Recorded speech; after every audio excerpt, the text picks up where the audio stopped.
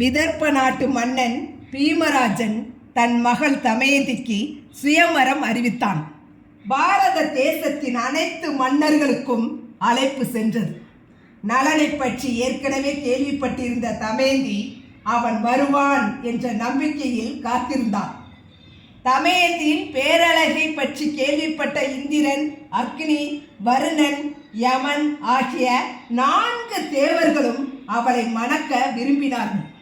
பூலோகம் வந்த அவர்கள் தமயந்தி நலனை மட்டுமே நேசிப்பதை அறிந்தனர். தமயந்தியை சோதிக்க எண்ணிய தேவர்கள் 4 நலனை போலவே உருவமாறினார்கள். சுயம்பர மண்டபத்தில் இப்போது 5 நலன்கள், அச்சு அசலாக ஒரே உருவம், ஒரே உடை, ஒரே கம்பீரம். தமயந்திக்கு ஒரே தவிப்பு.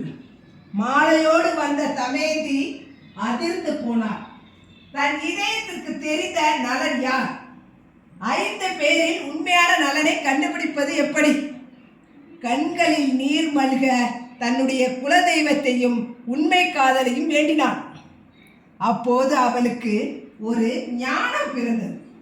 தேவர்களுக்கும் மனிதர்களுக்கும் உள்ள வித்தியாசத்தை அவள் உணர்ந்தாள். தேவர்களின் கண்கள் இமைக்காது, அவர்களின் பாதம் பூமியில் படாது, அவர்களின் உடையில் தூசு படியாது, மாலைகள் வாழாது.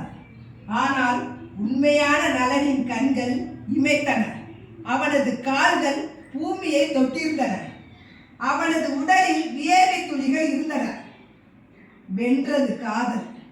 சரியான நலனை கண்டறிந்த தமயந்தி அவன் கழுத்தில் மாலையிட்டு தன் காதலை உறுதிப்படுத்தினார். தேவர்களே வியந்து பாராட்டும் வண்ணம் அமைந்தது அந்த திருமணம்.